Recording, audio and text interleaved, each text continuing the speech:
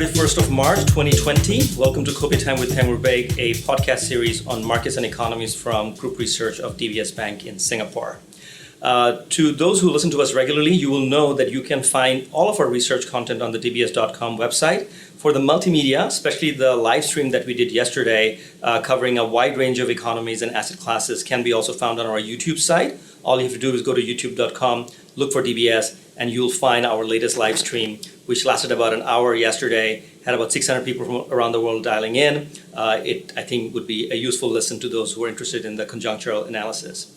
But moving away from that and focusing on things that are happening in Asia, I cannot think of a better guest to have than my old acquaintance and friend, Professor Simon Tay. It gives me great pleasure to introduce him. Professor Tay is the chairman of Singapore Institute of International Affairs. He's concurrently a tenured associate professor teaching international law at National University of Singapore Faculty of Law.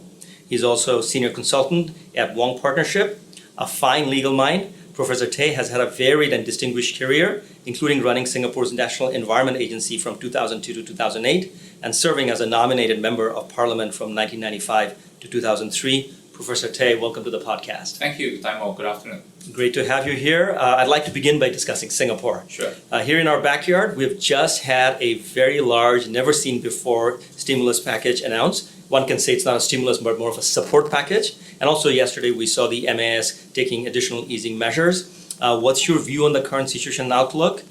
Forecast, risks, assessment of impact of policy measures, anything you would like to talk about? Well, I think Singapore has taken this problem of COVID-19 seriously from the start.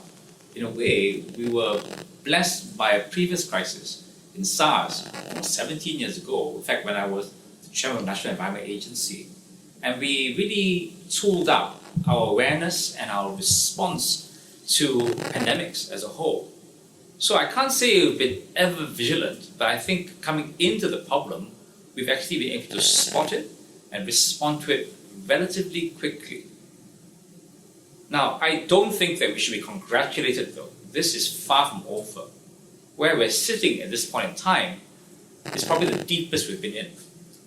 For a long time, it seemed the problem of only China and those of a lot of traffic with China like Hong Kong, Korea and us. But the epicenter has moved to Europe and America. The numbers are starting to really increase of the deaths and infections. And Taimur, in the region immediately around us, in Asean, the numbers have remained very low, but not because of any, magic force field around them. It's just they've not been testing. That's right. They've been in denial and unable to test. Even if they wanted to test, they don't have the equipment. And the numbers will go up. It will be a very difficult April. It's been a tough March, and it will probably get worse in the coming month. So I'd say that the measures taken by the Deputy Prime Minister and the government as a whole have come about in time. We had an earlier package of immediate support, and they've called this the resilience package. There are some targeted towards people really feeling the direct impact in tourism, airlines. A very strong case was made for intervention on the Singapore Airlines, which is literally our flag carrier, and 96% of their flights have been grounded. It's a crunching halt to one of the world's best airlines. And I think that this response is needed. But another element, and we can talk about that later if you want, is about honing Singapore capabilities, keeping the capabilities and honing them. Because though it seems dark in the tunnel now, we believe there must be some end. It may not return to the way it was, but there will be a light at the end of the tunnel. And I think Singapore has had a history of taking crisis in its stride and trying to change to be prepared for the next possible swing up. Professor Tay, in the epidemiology or public health side, there is always the model of mitigation and there is the extreme model of suppression. Singapore seems to be trying to thread a fine balance. We look around the world, in most parts of the world, schools are shut. In Singapore, we still have them open, although we are trying out distance learning so that we're prepared for the eventuality. This sort of threading the needle right now, do you think that that is the best practice given where we are? I think that clearly there are three sort of goals, what they call a trilemma. One, of course, is the health to, in a way, ensure that the population is safe. And I think we really want to emphasize that at this time. But the other two targets are equally important. The economy, I think as you correctly pointed out, at the moment you go for 100% suppression, you have a crunch on the economy. And this is a problem for any country. And the third is the confidence. The confidence that the government, roughly knows what it's doing, and that the community can be quite cohesive and trusted in its own habits and responses. Now, how do we manage this? Where you see a really severe lockdown is sometimes governments have come in too late. Correct. And behind the curve, almost panicking, they realize it's all or nothing. So they go in for maximum suppression. And this tends to literally kill the economy, and it creates a loss of confidence. People suddenly have to live the fact that life has changed overnight. You know, when, say, I don't mean to bang on Italy, but Italy, when the first announcements were made, people didn't take it seriously. That's right. They were still going out for coffee, enjoying social life. You can still see some of this on the internet today. And then they suddenly face the critical death in the face, and they swing to the other side of the pendulum. So you describe this as threading the needle. It's finding that balance. We came into this relatively early, dealt with it fairly severely at the start. We were one of the first countries to cut off flights to China, and that meant a lot to us, both into the flow of people and economically, and in fact politically. Right. You know? But we took that hard decision. The government took that hard decision, and now we're trying to measure it, because we don't want to become too panicky that will erode the confidence and will kill the economy. Now, to be fair, over the last few weeks, as every Singaporean knows, we've socially tightened it up. Take my little think tank. You know, a few weeks ago, we went to Team A and Team B. So basically, half the office was in the office for 1 week, and the other half came in. This week, except for coming to see you and talk with you, we've told everyone to work from home. And so we have learned in the process to quickly, or over time, move towards virtual working. And I'm sure almost every agency in Singapore is doing this. Socially, it's been tough too. You know, Singaporeans, you know, are pretty used to queuing up for food, for your favorite makan. We all want to do that. And these new social habits have been a tough one. But one of the habits we've got, which is a bit difficult for people to understand, is we're not wearing masks.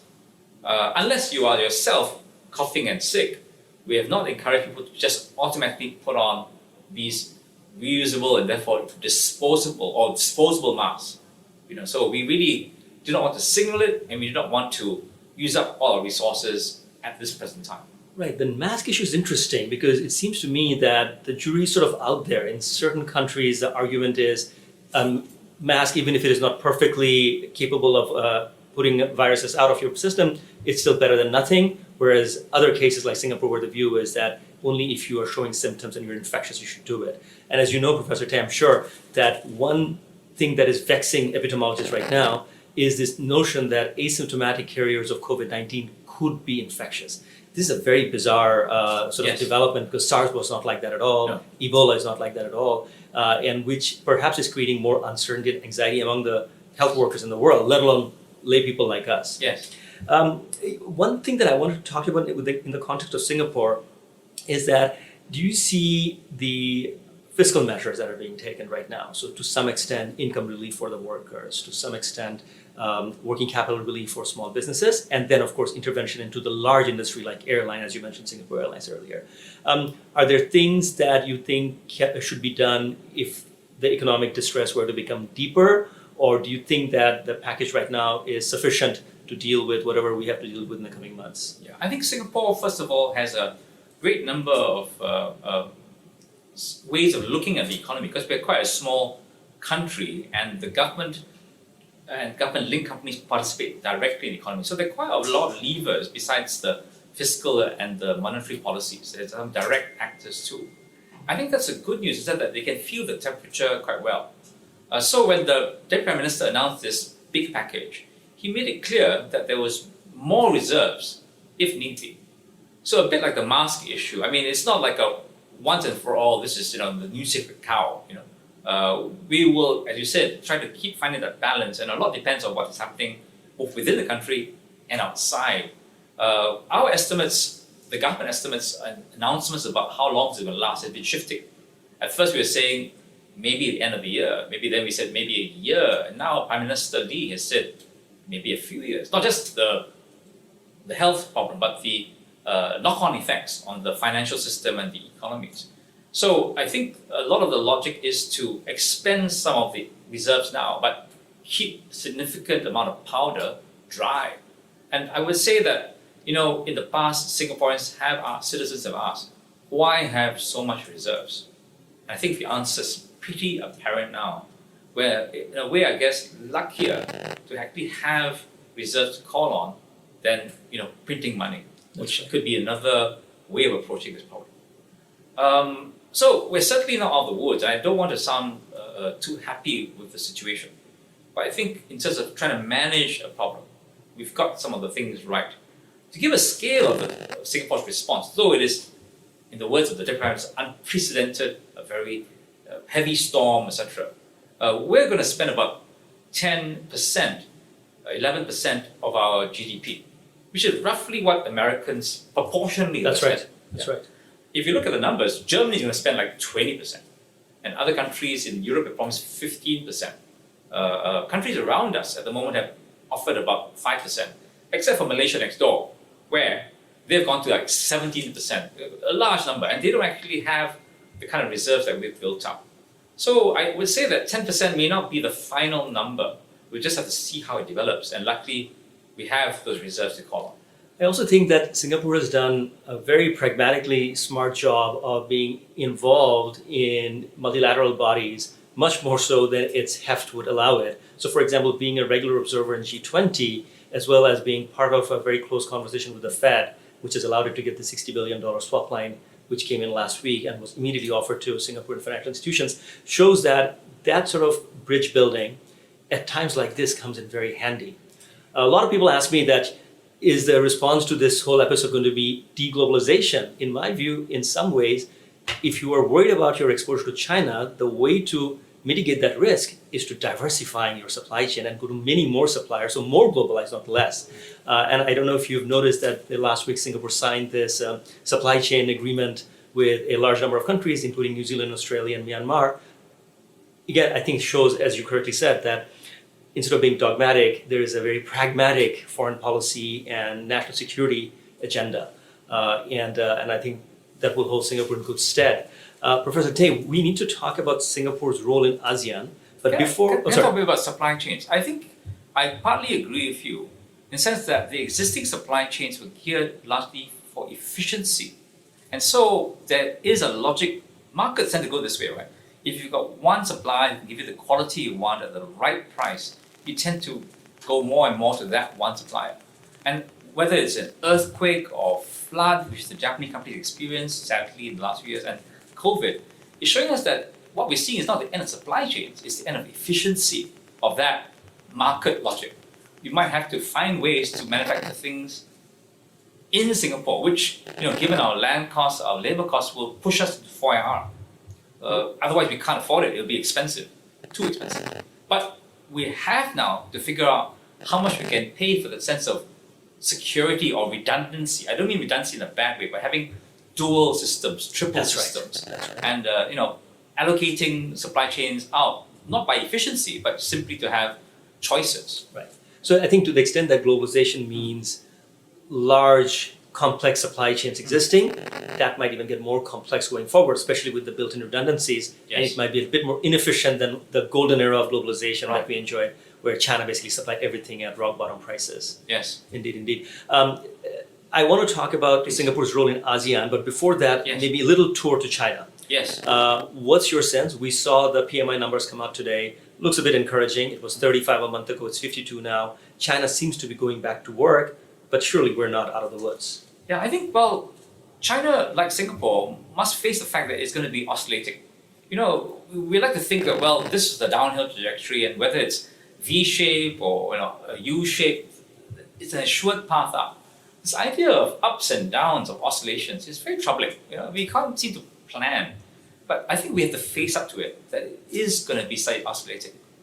Because, as you said, it's very hard to detect. We haven't got a really 100% efficient, 100% proof, readily available test kit, let alone a vaccine.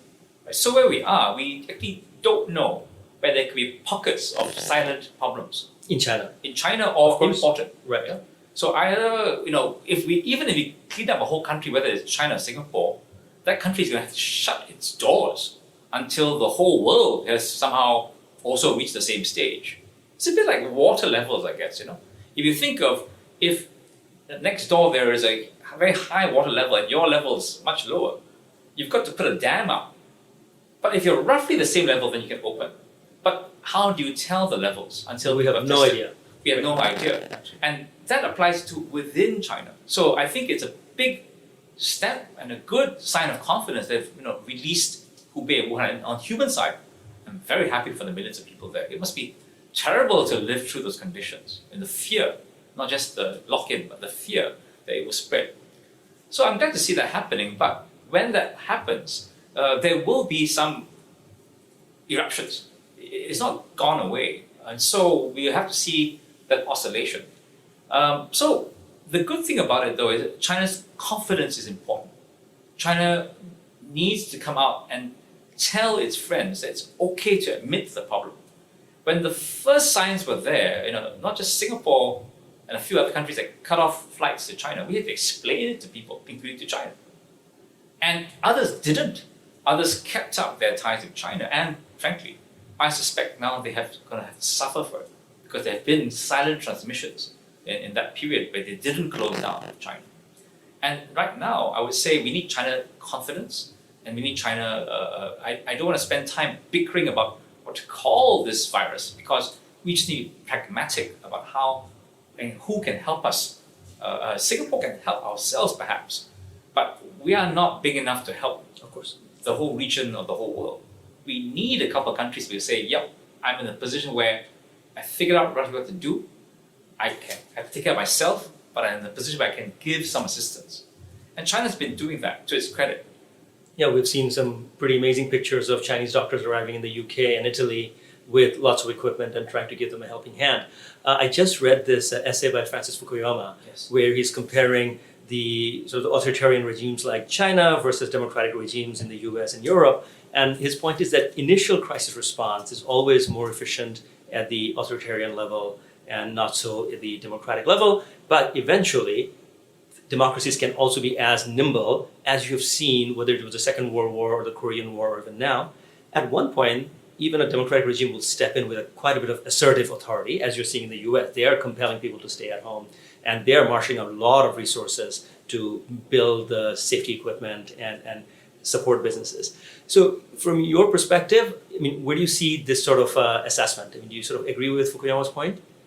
I don't really want to get into ideology at this stage. I think, from Singapore, we have a voting system. We call it a democracy. We're going to, in fact, probably see a vote happen even during this COVID year because the term of the government's up. And rather than declaring an emergency, I think the government's wish is to go to the polls in some form, maybe electronic voting or post-voting. But we are a democracy, but I guess we don't think it's necessarily a trade-off between being organized and being a democracy. And we mustn't also forget the element about the community. What government does is critical. Leadership in governance is important. Whether it is what did Mao say? Whether it is a black cat or a white cat, who cares? Can you get the job done? Whatever you call it. But the key part is whether the people will follow. Now, there are reports from some Chinese sources and Western sources watching China that people were draconianly sort of dragged into it or suppressed at one point and then allowed at other points to speak. But that's probably true in any society facing a panic. Right?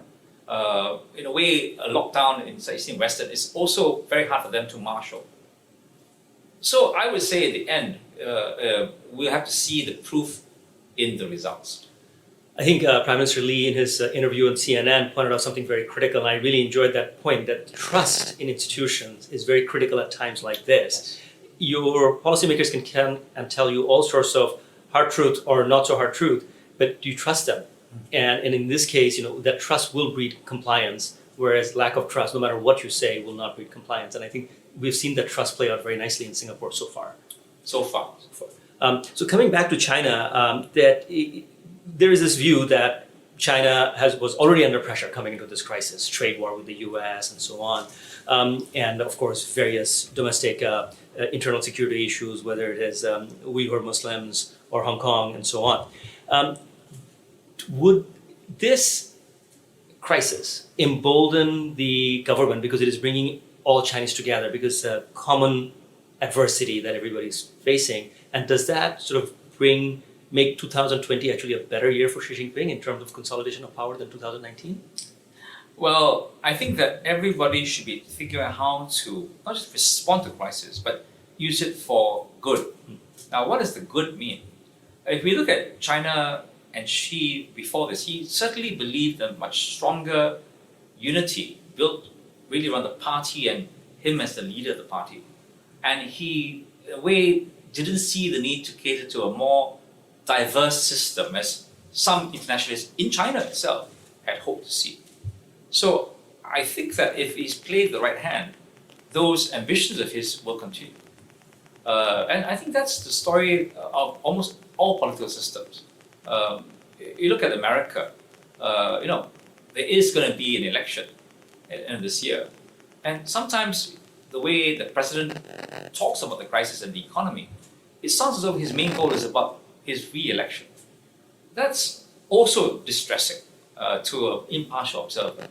As somebody who watches political systems, I'm afraid we can't expect for anything better from any political system. It will tend to bend the crisis to its own ambitions. That's why the trust of the people is the critical part. I think that if Trump somehow managed to turn this around and save and be seen to save a lot of American people, and putting America on a war footing or whatever analogy it is, to really mobilize the resources, use the federal powers, and America's strengths come to the fore, then, though I don't like a lot of his other policies, he might deserve some votes for really rallying the people. But if he loses the trust of people over COVID, and from a lot of the press, which he says hates it, it seems to be the case, then it could go against him. But right now, it's just so difficult to see our politicians just doing it for their own agenda. Professor Tay, the other thing that I find distressing is that by the time the global financial crisis reached its depth, you had a US-led global effort, marshalling the abilities of the IMF, World Bank, as well as all the countries in G20 to pool resources and expertise to deal with the global crisis. So far, America is doing its own thing, and there is no multilateral initiative at all out there. Should China fill this vacuum?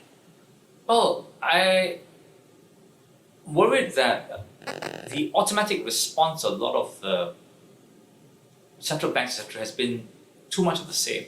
And you're right, they're kind of taking a playbook and sort of reading it in their own room and playing the song without really talking about the new scenarios. I do encourage much more dialogue to be started on it. I think the G20 will have to think much harder. We can't take the same formula for the previous crisis and just apply it. We are not where we were. I'm not a monetary policy expert, but clearly the interest rate travels are not going to have the same effect. So we're looking at really at all countries coming to the idea of fiscal. But as we were talking about, some countries have real reserves and others are going to have to print money.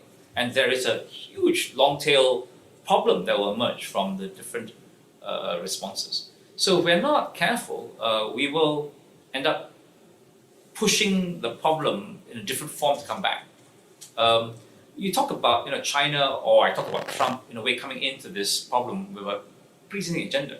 That's also true of the global financial and economic system. Many of us have felt that there's been a problem from too low interest rates for too long. There were zombie companies running around or inflated assets which don't show ability to actually make real profit, but people just carrying along on the back of very cheap capital.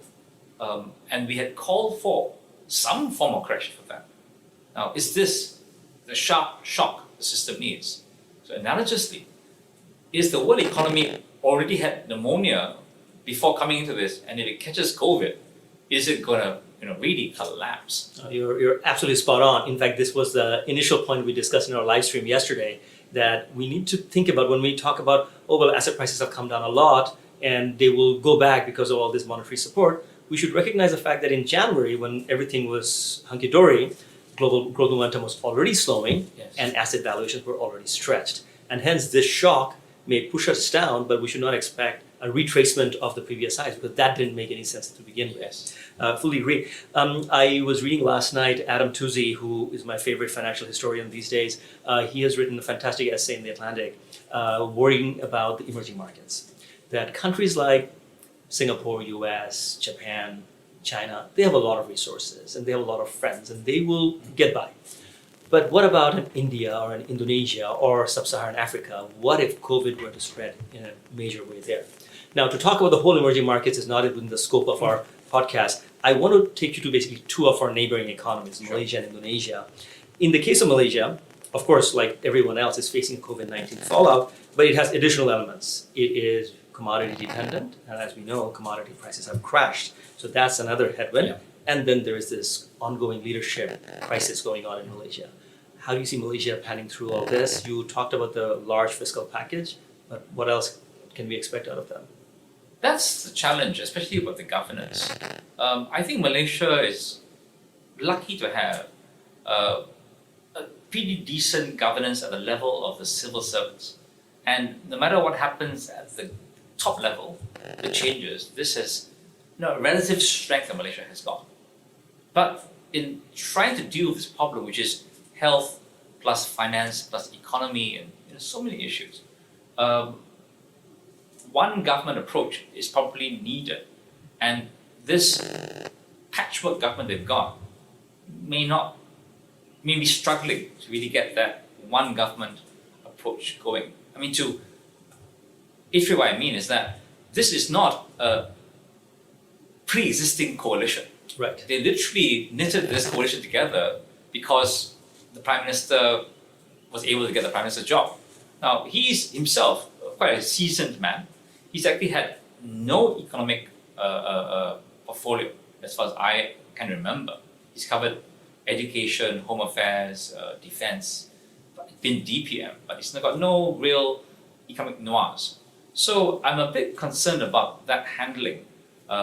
Secondly, of course, when government pumps out money, the system of pumping out, some people are able to pump out with kind of like a fuel injection system, precise amounts in different pockets. Be very rational about it. Other systems, not just Malaysia, but other systems are used to, doling out money. Sometimes it goes along racial lines. They have a Bumi Putra policy. Sometimes it goes along party lines. In Malaysia, a lot of the present cabinet and the parties have been organized on racial lines. So though it's not racial money, it tends to follow the Bumi Putra companies. And so we might see a certain coloration to the packages. And there are existing pressures too about the questions of populism and inequality in a lot of societies around us. And frankly, COVID is another pressure point. Because, let's take a stay-at-home order. If you're reasonably middle class, you're okay. I mean, you might grumble a bit. You can't get the fresh sushi you wanted, but it's okay. You'll be okay. But if you have no home, if you're one of those itinerant workers on the the outskirts of Jakarta or Bangkok, this is going to be another pressure point. And will that problem be contained by policing, or can you have the communal trust that and closer ties? It's going to be really tough politically and socially. Right. I mean, in the case of Thailand, we're looking at probably -5%, -6% growth this year between Yes. decimation of the Yes. tourism sector Yes. as well as tourism and agriculture export. This country was a country that was number one revenue earner was tourism, and largely China-based tourism. Absolutely. So both on the health side and the revenue side, this is going to be steep down. Right. And the land borders, sea borders are relatively easy to control, I think. The land borders are so porous. And so, and within the country too, all those nodes of communication between Bangkok, the really hub, when it shut down, tons of Thai workers just went back to villages. And those villages the healthcare in those villages, I hazard risking my life to healthcare at the village level. Right. I think my only hope for both Malaysia, Thailand, as well as Indonesia is that the warm weather, which is not a proven theory, but one hope Yes. is that the viral infection tends to be a bit muted in warmer climates, and therefore maybe in ASEAN we'll be somewhat lucky. But that's really hoping for the gods to intervene as opposed to public policy to save the day. Yes, I think that's sometimes been our default position. While ASEAN Asia has been doing well, the governance and the implementation has just been sometimes a bit depending on luck. And we've been exposed a couple of times. India, which I still have some hope in, when the monsoon is late, the agricultural sector slumps because that's so weather dependent. And before COVID-19, we're talking about climate change already. So there are a lot of vulnerabilities that the COVID is just going to expose even more sharply than a longer term phenomenon like climate change. One question that I have in mind is Indonesia. On a per capita basis, of course, a poorer country than Malaysia or Thailand. And initially, we saw virtually no cases, but you touched upon the most critical point at the very beginning of this conversation. They were just not testing people. Yes. And now the numbers are rising alarmingly, and they're also heading down toward a lockdown type situation. President Jokowi was going to have this unimpeded second term. He had won many battles of governance and Yes. consolidated his power, and now he has this existential crisis. Is he up to it? That's a huge question. Coming into this crisis, we thought that he had gathered the different parties and aligned it so he could go ahead and reform an opening. And my Indonesian friends are the most upset I've seen them ever. They feel that the president has been hugely let down by his advisors and has been almost in denial of the situation. The numbers in Indonesia, which is a huge population, are likely to grow quite dramatically. And those prospects of keeping, the economy ticking over nicely, I think are going to fade. Again, resource game, the exports have not hardly begun to, and industrialization has begun. There's already a difficulty getting enough jobs for the young people, and a lot of displacement among the urban settlements. So I'm afraid that Indonesia at this point in time is a real big question mark. Now I'm still hopeful. President Jokowi has shown a true empathy for the orang kecil, the small people. He still remembers what it's like to be that SME guy, the furniture salesman, manufacturer.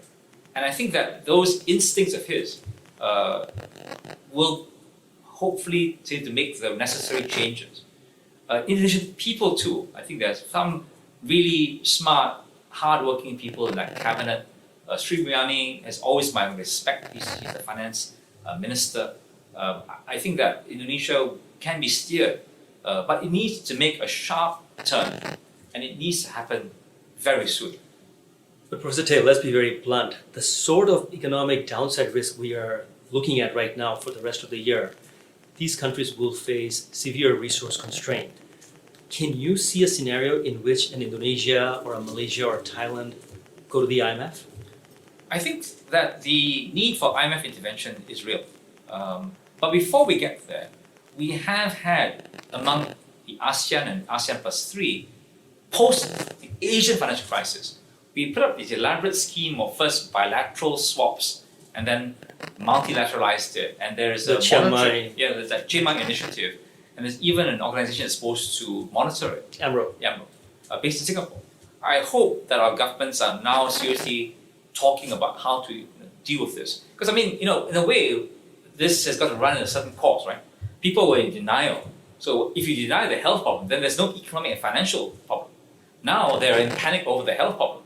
So I'm afraid where we are, I don't see that real light click on about the financial economy. It's happening. It may not be happening fast enough for you and me, but I expect that Sri Mulyani and other financial thinkers, much deeper than me, much smarter than me, are reacting. And they're trying to move their government machineries to start talking about bilateral and multilateral assurances here in Asia. And of course, turn to the IMF if need be. The IMF's concern to me is global. We in Asia are kind of used to crisis, and if the IMF says this, then we've got little choice. I am not sure I've ever seen the IMF be effective in the Europe or America. And those countries are going to face facing right now as much an economic and financial problem as we are. I heard the managing director of the IMF say yesterday that a week ago, on the 24th of March or 22nd of March, 20 countries had approached the IMF for additional assistance. By the time the week had ended, that number had gone to 90. So that again tells you the sort of international need for resources that we're getting into. What role can Singapore play in this context? That's where it's humbling. While we have done pretty well and we've got experiences we can share, our resources are very finite. Just a simple medical equipment, etc. I mean, we've catered for a population of what are we? 3.5 million Singaporeans, and total about 5 million. A lot of foreigners have gone home. In terms of the economy, as you know, in ASEAN, though we're per capita rich, in total size, what is the number? I mean, we're not the biggest, or even the second biggest in ASEAN is Indonesia and then Thailand. So what we can lend to people, literally lend, is very limited in normal times. In crisis too, the reason that Singaporeans have confidence about the government and about the reserves must be that Singapore government, just like every government in the world, must take care of our own people first. In those measures the government announced when we started off, you notice a lot of the assistance was per Singaporean worker. So if you're an employer and you hire a Singaporean worker, not a PR, and we've got a lot of good PRs who've been here a long time contributed, but we're signaling to Singaporeans that this money is the reserves of Singapore, so it's meant for Singaporeans. And I think that's an assurance that will keep that trust and in fact bond Singaporeans even more closely to each other. And I think that's important. So I'm all in favor of Singapore helping others because we think that Singapore is really, with ASEAN and the region, one red dot. There's no ability to keep Singapore sanitary and economically functioning without also helping others assess their problems and helping them clean up. But the word is helping. We can't possibly lift it for them. We just don't have the size. If there is one person that could outsize help, it is China. For all the flip reasons I've given you, that their economic size, their population size, their manufacturing capability is just so much bigger than Singapore or anybody else. I think this is where my earlier point, I think, comes back to this discussion, which is because the US is not leading a global multilateral effort to deal with this crisis, maybe it is time for China to step up. Because if it doesn't, we really will be everybody will be doing their own thing. And that really would be a major blow against globalization. And by globalization, I don't necessarily mean supply chains, but global sharing of information, global pooling of resources, and helping each other out. Professor Tay, we cannot end on a very somber note. I mean, we always say no matter what the crisis is, this too shall pass. How will this transform the world on the positive side? Well, I think there are different scenarios where there could be a more reasonable world. A world that understands that communities are very important and precious. A world that understands that consumerism isn't the main goal. We kind of face up to those same issues with climate change. But climate change, though some of us think is existential, there's still a sense that, okay, we've got some decades to deal with it. Time is running, but it's not here and now in your face. I think some of those hopes can emerge from this crisis. But where we are, I think, is a long way from that point of recognition. Where we are, I think, outside of Singapore, I see signs of panic. And I don't blame them because as the way testing starts and the numbers will be frightening, they will be going up, I think, rather than down for some time.